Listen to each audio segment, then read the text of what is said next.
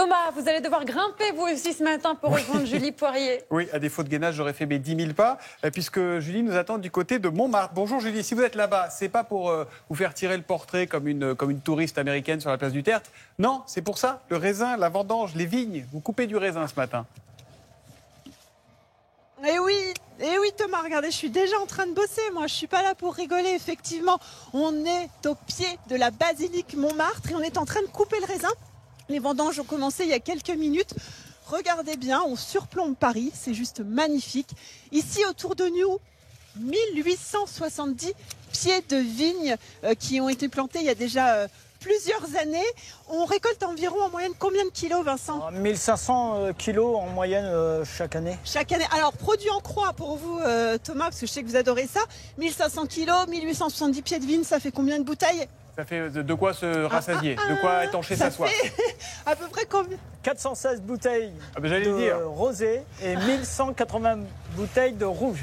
Ah oui, voilà, c'est voilà, vous alliez de 50 centilitres. Voilà, de 50 centilitres. Bon, on va quand même vous parler de ces cépages, parce que vous savez, ici, c'est une sorte de grand laboratoire. On n'a jamais vu ça. 26 cépages différents, Vincent, c'est énorme. On est sur 26 cépages. En majorité, on est sur du Pinot, Gamay, Artaban, Vidocq, Merlot, Cabernet. Alors, Muscat. Ah oui, donc il y a un peu de tout. Voilà. Mais alors moi, ce que je trouve incroyable, Thomas, vous savez, quand on plante de la vigne, en général, on a une orientation très précise et c'est la seule parcelle en France qui est orientée nord. Comment on fait pousser du raisin dans ces conditions-là, Vincent ? Justement, avec tous ces cépages qui sont résistants aux maladies, c'est là que c'est des cépages qui sont plus résistants. Et qui sont aussi d'une maturité plus précoce. D'accord. Et là, ils sont cuits, j'allais dire. Ils sont cuits. Est-ce qu'ils sont cuits, là ? Ils sont matures. On peut goûter. Voilà, vous pouvez goûter. Là, on goûte quoi ? Vous savez quel cépage on goûte, là ? C'est du muscat. Très sucré. Alors, une fois qu'on a pris tout notre petit raisin, là, vous voyez qu'est dans mon seau, Thomas, il va être pesé là-bas dans les grosses caisses. Et tout ça, tenez-vous bien, ça part au pressoir. Le seul pressoir en France qui se trouve sous la mairie, donc la mairie du 18e. Et après, on en fait justement toutes ces bouteilles de vin. Alors, moi, j'ai deux questions à vous poser. Le premier, c'est Vincent, il a un petit logo de la ville de Paris. Est-ce que c'est une vigne municipale ? Et puis surtout, elles sont là depuis quand, ces vignes ? Ça fait longtemps qu'il y a des vignes à Montmartre comme ça ? Alors, c'est vrai que, je suis avec monsieur le maire, il va nous répondre effectivement. La parcelle appartient à la ville, à la mairie, c'est ça, hein, monsieur le maire ? La parcelle appartient à la ville de Paris. Elle a d'abord été préservée d'une opération immobilière dans les années 30 en plantant cette vigne. Et depuis l'origine, on fait d'abord du jus de raisin. Puis, depuis les années 50, on essaye de faire du vin.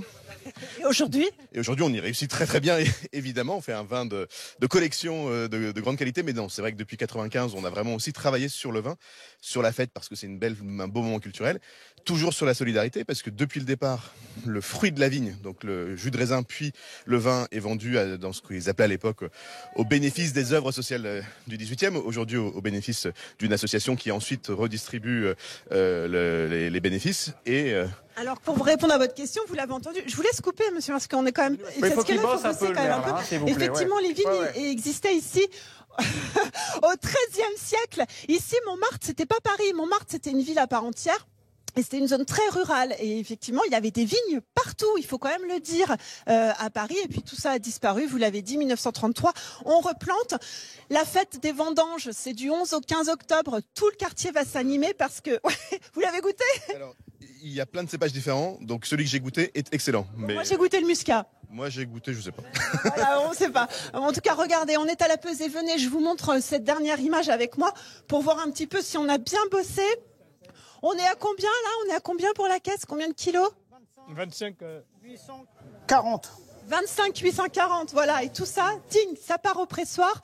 La fête des vendanges, c'est du 11 au 15 octobre ici à Montmartre. Venez passer un bon moment avec tous les vendangeurs qui auront participé à cette aventure. Julie, volez-nous une petite grappe de raisin, il a l'air très bon. Merci beaucoup en tout cas pour ces vignes montmartroises. Ouais, je vous ramène des grappes. Je parais. Merci je pars Julie. avec mon seau discretos. Merci beaucoup Salut, Julie. À tout de suite, je me tire. Ne partez pas trop loin, les immanquables arrivent. Télématin revient dans un instant.